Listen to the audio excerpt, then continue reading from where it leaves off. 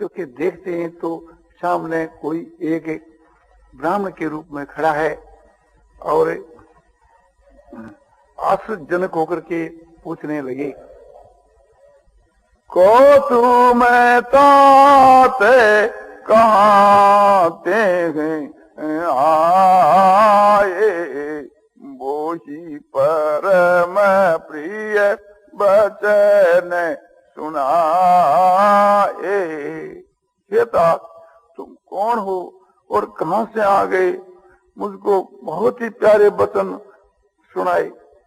ये सुनकर के हनुमान जी ने उत्तर दिया, मारुत सूत में कपि हैनु माना, नाम मोरे सुन कृपा निधान।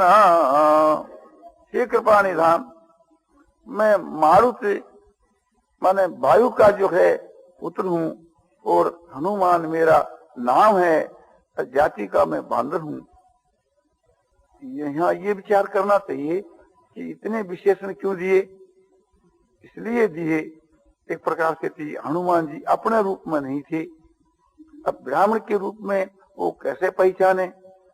यदि अपने रूप में होते तो पूछना ही नहीं पड़ता कि तुम कौन और कहां से आए।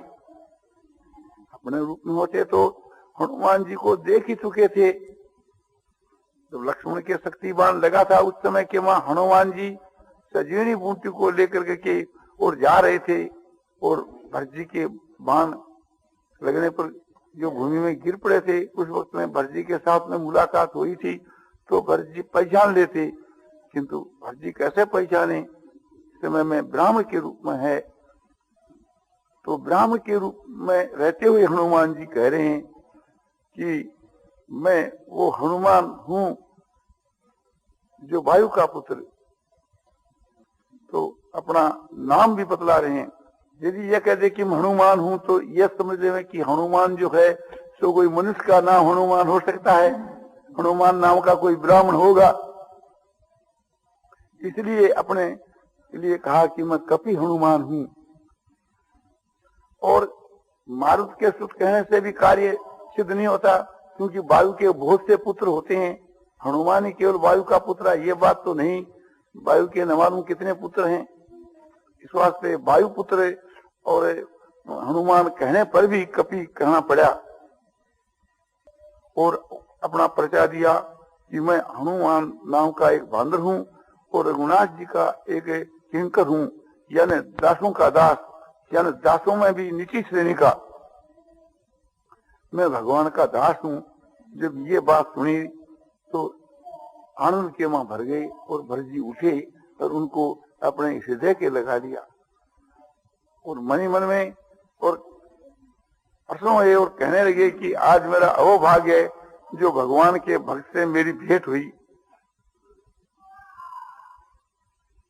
और मुग्ध होकर के आपने भरत जी महाराज तो कहने लगे, ये ही संदेश है सरिस जग माही, करी विचार देखा कछु नाही, नाही न ताते उरीन मैंने तो ही, अब प्रभु चरित सुनावे उमोही। भरत जी ने कहा कि हे तात, माने हे मेरे प्यारे। तात जो है सेवक को भी कहा जाता है, मित्र को भी कहा जाता है, भाई को भी कहा जाता है।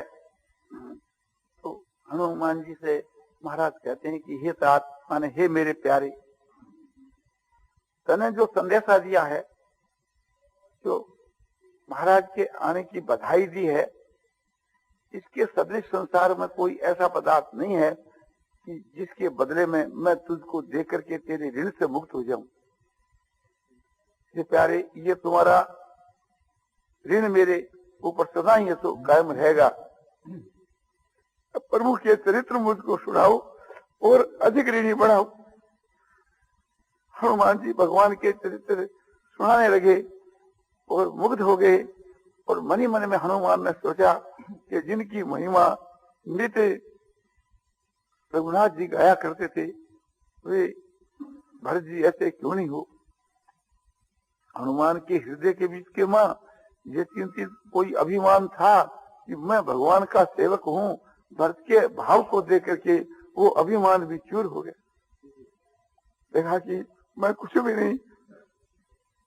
इस प्रकार से समझो कि भरत से मिलकर के और हनुमान जी वहां से वापिस श्रृंगपुर में गए और जाकर के सारी बात महाराज को कह दी।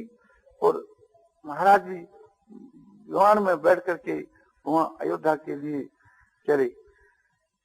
चलते समय में रास्ते के बीच के वहां भगवान बंदरों को दिखलाते आए कि भैया देखो, ये जो नदी दिखती है ये सरजू है। इससे सरजू के वहां जो स्नान करता है वो मुक्त हो जाता है। और उसके आगाड़ी जो ये नगरी दिखती है ये मेरी जन्मभूमि है, इसका नाम अयोध्या है। इसमें वास करने वाले मनुष्य मेरे परम धाम को प्राप्त हो जाते हैं। ये अयोध्या नगरी के वासी मुझको विशेष प्यारे लगते हैं। वैकुंठ के वासी भी ऐसे प्यारे नहीं कि जैसे अयोध्या के वासी मुझको प्यारे लगते हैं। ये बड़ी रहस्य की बात है, इसका रहस्य कोई कोई समझता है। अवध सरिस प्रिय मोहिन सो ये रहस्य जानहि को तो इसमें रहस्य क्या है?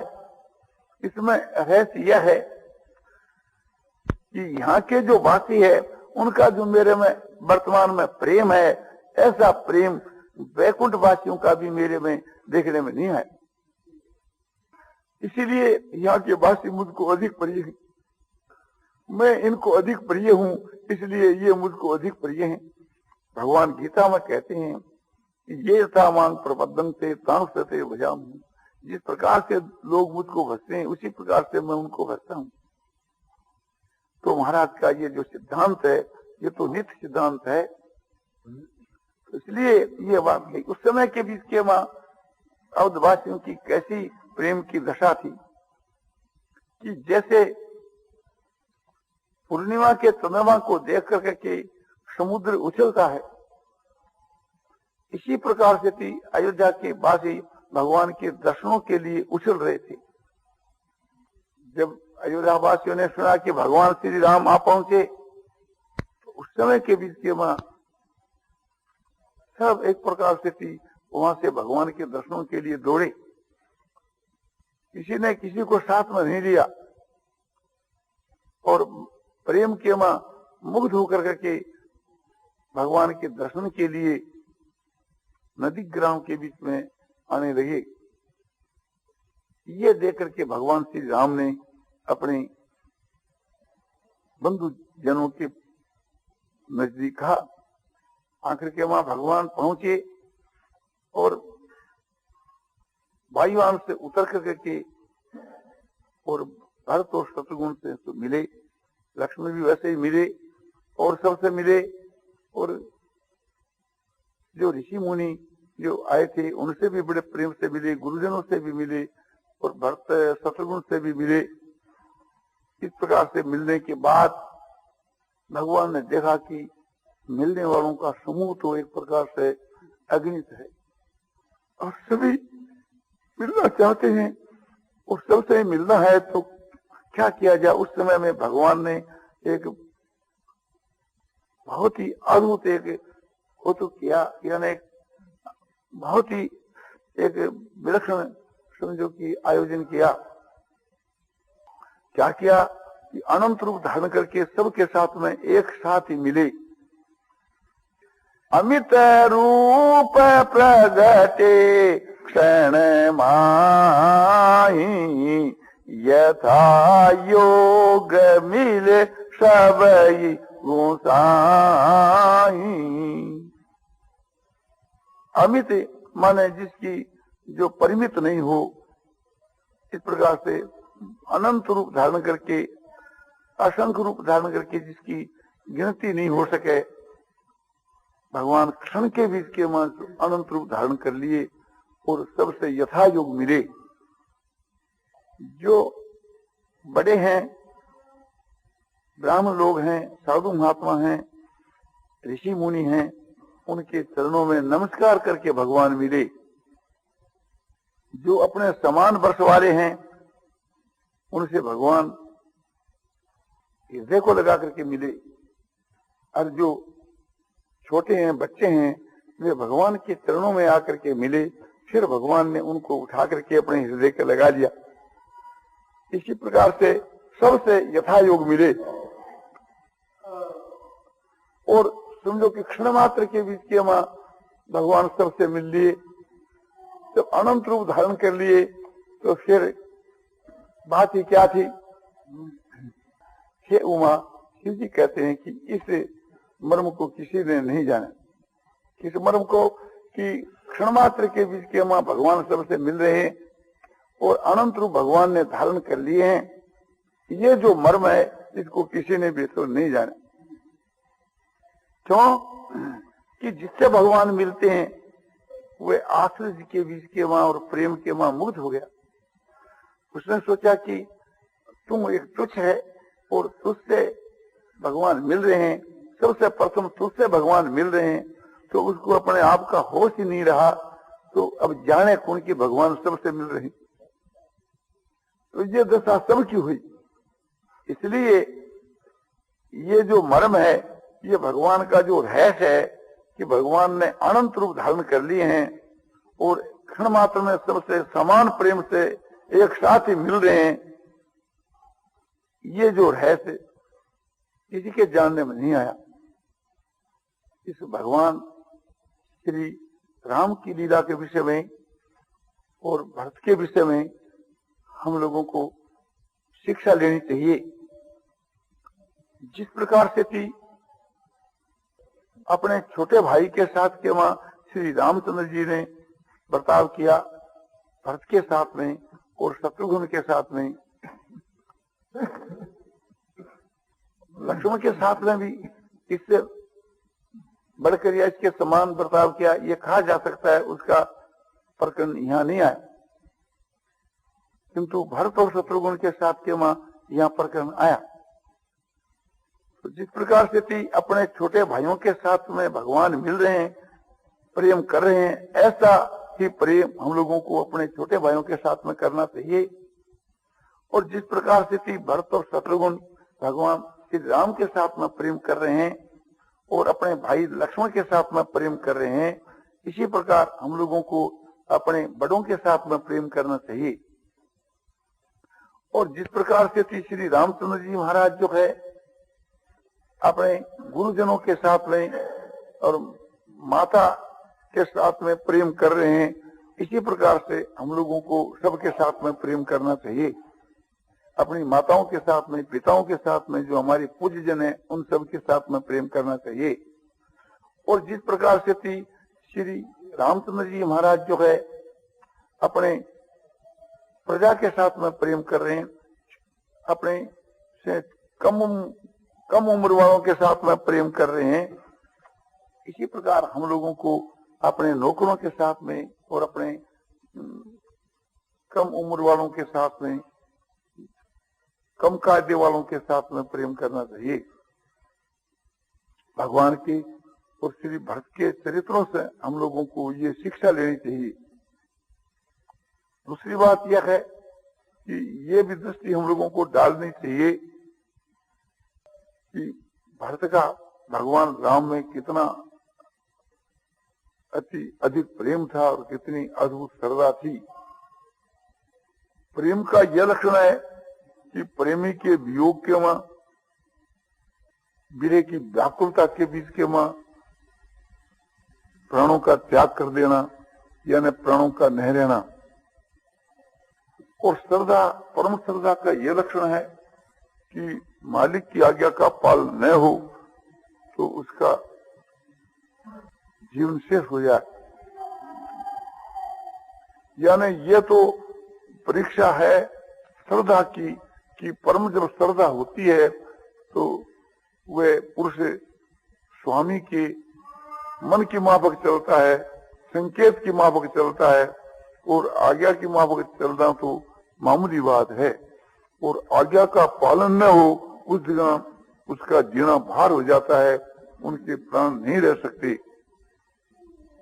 और प्रेम की पराकाष्ठा वह है कि अपने प्रेमी के वियोग के मां उसके प्राण नहीं रह सकते। जैसे मच्छी जल के वियोग में तरफ करके मर जाती है, इस प्रकार से वो तरफ करके मर जाता है। प्रेमी जो होता है वो अपने स्वामी की तरफ हर वक्त देखता ही रहता है, जिससे चकोर पक्षी पूर्णिमा के चंद्रमा को देखता रहता है, इस प्रकार से वो देखता ही रहता है। श्रद्धालु जो पुरुष है वो एक प्रकार से अपने श्रद्धा और प्रेम के मां मुग्ध होकर के प्रतीक्षा करता रहता है, कि जैसे चातक जो पक्षी है वो एक प्रकार से स्वाति बूंद की प्रतीक्षा करता रहता है, जैसे भरतजी महाराज जो सो प्रतीक्षा करते रहे। भरतजी महाराज ने जो ये हुक्म होने पर भी एक प्रकार से आग्रह किया, तो ये एक प्रकार से श्रद्धा के विषय के बीच के में उचित नहीं। जो उन्होंने विशेष आग्रह किया और यहाँ तक दुराग्रह किया कि आप यदि लौट करके अयोध्या को नहीं चलोगे तो मैं अपने प्राणों का त्याग कर दूंगा। तो इस विषय के बीच के वहां हम लोगों को विचार करना चाहिए कि यहाँ श्रद्धा के वहां कमी आने पर भी एक प्रकार से उसके प्राण नहीं गए। कारण यह है कि उनका प्रेम था, प्रेम के नाते प्रेमी इस प्रकार का आग्रह कर सकता है, ये शिक्षा हमको लेनी चाहिए। भरत का केवल प्रेम था या केवल श्रद्धा थी ऐसी बात नहीं थी, भरत की श्रद्धा भी थी और प्रेम भी था। श्रद्धा के नाते ये शंका करना उचित है कि भरत जी ने इस प्रकार का आग्रह क्यों किया। महाराज की आज्ञा का पालन ही करना चाहिए था, किंतु केवल श्रद्धा नहीं थी, प्रेम भी था, इसलिए आग्रह करना भरत जी के लिए शोभा देता है। ये आग्रह करना प्रेम को उज्जवल बनाता है। फिर कहो कि भरत जी 14 वर्ष रहे, मर क्यों नहीं गए? जब उनका प्रेम था तो क्षण मात्र में मृत्यु हो जानी चाहिए, 14 वर्ष कैसे जिए? उसका उत्तर यह है कि केवल उनका प्रेम ही नहीं था, श्रद्धा भी थी। भरत जी महाराज ने उनकी आज्ञा का पालन किया और 14 वर्ष की अवधि के लिए अपने प्राणों को रखा। 14 वर्ष की अवधि बीतने बाद यदि भरत जी एक दिन भी जीते तो आपका ये कहना उचित होता। 14 वर्ष की अवधि बीतने के बाद तो उनके मरने की तैयारी हो गई, अवधि बीतने के पहले पहले ही उनके प्राणों के जाने की तैयारी हो गई। और हनुमान जी ने आकर के खबर दी। भगवान इसलिए नहीं आए कि 14 वर्ष की अवधि समाप्त होने के बाद ही महाराज का आना उचित है, और उनकी यह दशा एक दिन पहले ही होने लगी, तो एक दिन पहले कैसे आवे? इसलिए एक प्रकार से महाराज को तो समय पर ही आना है, किंतु भरत जी के हृदय के बीच के मां तो ये भाव पहला से ही समझो कि प्रकट हो गया कि महाराज के नए आने का क्या कारण है। इसलिए महाराज हनुमान को भेज करके पहले से खबर पहुंचा दी कि तुम आगे चलो और मैं ऐसो आता हूं। तो इससे ये बात सिद्ध हो जाती है कि भरत जी के प्राणों की रक्षा उस समय के बीच के वहां श्रद्धा ने की। भगवान नहीं पहुंचे और मच्छी की मां पर तड़प रहे हैं, उस वक्त उसके प्राण चले जाने चाहिए थे, किंतु 14 वर्ष तक प्राणों की रक्षा जो है तो भरत जी का केवल भरत जी का जो श्रद्धा और प्रेम दोनों जो थे, इसलिए उनके प्राणों की रक्षा हुई। भगवान के वियोग में वे मरे नहीं, उनकी श्रद्धा भी साथ में थी और श्रद्धालु को इस प्रकार से आज्ञा का पालन करना चाहिए। और भी हम लोगों को इससे शिक्षा लेनी चाहिए। इस तरीके से भगवान श्री रामचंद्र जी का जो बर्ताव है, लीला है, भरत जी का जो बर्ताव है, उनके बीच के वहां समझो कि नीति और धर्म तो भरा हुआ है ही, उनके वहां समझो कि गुण कितने भरे हुए हैं। उन चरित्रों के वहां गुणों की तरफ भी ख्याल करना चाहिए, प्रभाव की तरफ भी ख्याल करना चाहिए, और तत्व की तरफ भी ख्याल करना चाहिए, और रहस्य की तरफ भी ख्याल करना चाहिए। भगवान की प्रत्येक क्रिया के बीच के वहां गुण, प्रभाव और तत्व रहस्य भरे हुए हैं। भगवान रामचंद्र जी महाराज जो कुछ बोल रहे हैं उसके वहां निष्काम भाव भरा हुआ है, ये गुण है। भगवान के बर्ताव में त्याग भरा हुआ है, ये गुण है। दया भरी हुई है, ये गुण है। और प्रेम तो है ही, प्रेम की तो वे मूर्ति ही थी। भरत जी के साथ में कैसा प्रेम का व्यवहार हो रहा है और कैसा त्याग का व्यवहार हो रहा है। एक राज को तुच्छ समझ करके के, एक गेंद के समान समझ करके भगवान राम उसको ठुकरा देते हैं और भरत जी भी उसको ठुकरा देते हैं। ये कितना एक त्याग का और उदारता का और एक विनय का व्यवहार है। उसके त्याग का कोई अभिमान नहीं। इतना ही नहीं कि जब भरत जी से मिले श्री रामचंद्र जी, तो वाल्मीकि में दिखलाया कि विमान में बैठे बैठे भैया भैया भैया इस प्रकार से प्रेम से 5 बार कहेंगे और हृदय के प्रेम से लगा ली और आंसुओं की धारा बहने लगी। ये एक प्रेम का दिग्दर्शन कराया गया। इसी प्रकार से भगवान के मां प्रेम और दया और क्षमा और शांति आदि गुण अनंत हैं। इसी प्रकार से उनके प्रभाव भी अद्भुत है। उनका जो प्रभाव है वो भी अद्भुत है। प्रभाव ये कि क्षण मात्र के बीच के वहां अनंत रूप धारण कर लिए, एक क्षण के बीच के वहां अनंत रूप धारण कर लिए, ये उनका एक अलौकिक प्रभाव है। और रहस्य भी आप ख्याल करके देखो कि क्या उनका रहस्य है, कि यह रहस्य है कि जो मुझसे जैसा प्रेम करता है उनके साथ मैं वैसा ही प्रेम करता हूं। जगह जगह रहस्य का दिग्दर्शन कराया जाता है। अवध सरिस प्रिय मोहिन सो ये रहस्य जानहि को साफ शब्दों में यह रहस्य बतलाया गया। क्षण में सकल मिले भगवान हुआ मरम ये का उन्हें जाना। ये मर्म जो शब्द है ये रहस्य का वाचक है। तो कहीं शब्दों से कहीं भाव से समझो कि रहस्य का दिग्दर्शन कराया गया। उसको देख देख करके हम लोगों को मुग्ध होना चाहिए और तत्व समझना चाहिए। तत्व क्या है उस जगह के बीच के मां तत्व यह समझना चाहिए जो सच्चिदानंद पूर्ण ब्रह्म परमात्मा हैं, वे साक्षात समझो कि राम के रूप के बीच के मां लीला कर रहे हैं। वे राम अनंत रूप में प्रकट होकर के अपने सबको दर्शन दे रहे हैं, मिल रहे हैं। मर्यादा पुरुषोत्तम भगवान श्री राम का स्वरूप और जो अनंत रूप धारण किए वे सब स्वरूप, और भगवान का जो निर्गुण निराकार स्वरूप, साकार निराकार सगुण निर्गुण, ये सब भगवान के ही स्वरूप हैं, एक ही वस्तु है। इस प्रकार से समझना वो तत्व समझना है। जैसे सुवर्ण और आभूषण और गहनों के वहां कोई फर्क नहीं है, इसी प्रकार से समझो कि साकार और निराकार में कोई फर्क नहीं है। जैसे जल और बर्फ में कोई फर्क नहीं है, एक ही वस्तु है, इस प्रकार से साकार निराकार सगुण निर्गुण एक ही वस्तु है, ये समझना उसका तत्व समझना है। इसके बाद के विषय भगवान समझो कि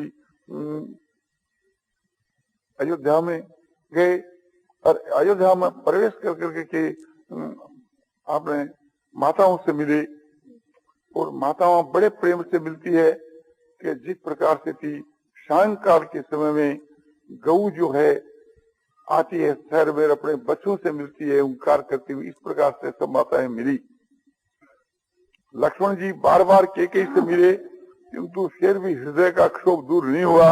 वह कारण ही है कि लक्ष्मण जी जो है नीति के जानने वाले, और उन्होंने ये देखा कि केकई ने जो भगवान राम को वन में भेजा ये बिल्कुल उसका कोई अपराध नहीं था, ऐसा काम केकई को नहीं करना था, और केकई को किसी भीतर के बीच के वहां जो रोष था तो उस रोष को दूर करने के वास्ते बार बार मिले किंतु वो रोष दूर नहीं हुआ। उसके बाद के बीच के वहां समझो कि भगवान ने विधि के सहित अपने स्नान किया, केस बना करके जटा बना करके स्नान किया, और स्नान करके वस्त्र और आभूषण पहरे जो राजाओं के योग हो, और फिर पहर करके अपना अभिषेक कराया, राज सिंहासन के ऊपर बैठे और सब भाई लोग चतर और चंवर करने लगे और सब स्तुति सो गाने लगे। देवता लोग स्तुति गाने लगे और सब लोग स्तुति गाने लगे, और बड़े उत्साह के साथ के बीच के वहां राज तिलक हुआ, जो सबको सुख देने वाला और जिसकी समृद्धि से थी मनुष्य की आत्मा शुद्ध और पवित्र हो जाती है, जिसके ध्यान करने से वे भगवान एक प्रकार से थी सिंहासन के ऊपर विराजमान हुए। और हम लोगों को भी उस झांकी को याद करके नित्य प्रति उसका ध्यान करना चाहिए, जो कल्याण करने वाली है, जिसके दर्शन भी एक प्रकार से स्मरण भी आपने कल्याण करने वाला है। उसके बाद में भगवान एक प्रकार से बताया जाता है कि 11,000 वर्ष तक रहे और नित्य समझो कि राज का शासन करते थे, और रामराज की महिमा शास्त्रों के वहां बड़े विस्तार के साथ में आती है। वाल्मीकि रामायण में, तुलसीकृत रामायण में, इनमें और भी विशेष भावुकता से उसका वर्णन किया गया है। आज तक भी ये कहावत है कि वहां की तो बात ही क्या है, वहां तो राम राज्य है, जहाँ का अच्छा प्रबंध होता है, अच्छी शिक्षा मिलती है, अच्छा एक प्रकार से शासन होता है, तो वहाँ राम राज की तुलना दी जाती है। समय समय के ऊपर श्री रामचंद्र जी महाराज जो है अपने प्रजा को बुला करके उपदेश दिया करते थे। समय समय के ऊपर अपने भाइयों के साथ में अपने वन में जाकर के और वहाँ उपदेश दिया करते थे। इस प्रकार से थी वार्तालाप होया करती थी। और महाराज श्री रामचंद्र जी का जो जीवन है वो आदर्श है, वे मर्यादा पुरुषोत्तम थे, उनको आदर्श मान करके उनके अनुसार हम लोगों को अपने जीवन बनाना चाहिए और उनका अनुकरण करना चाहिए, और उनके चरित्रों को देख देख करके मुग्ध होना चाहिए, याद कर करके मुग्ध होना चाहिए, मन से देखना चाहिए। और मन से देखते देखते जब भगवान की पूर्ण कृपा हो जाती है तो भगवान प्रत्यक्ष प्रकट होकर के भी मिल सकते हैं, और सब जो चाहता है तो उसका कार्य सिद्ध हो सकता है। किंतु सबसे बढ़कर हम लोगों का कार्य यही है कि भगवान के बीच के वहाँ श्रद्धा प्रेम होए, भगवान का भजन ध्यान निरंतर बने और भगवान के दर्शन होए, और निष्काम भाव हो कि स्व भगवान के हमारे दिल में और कोई बात की इच्छा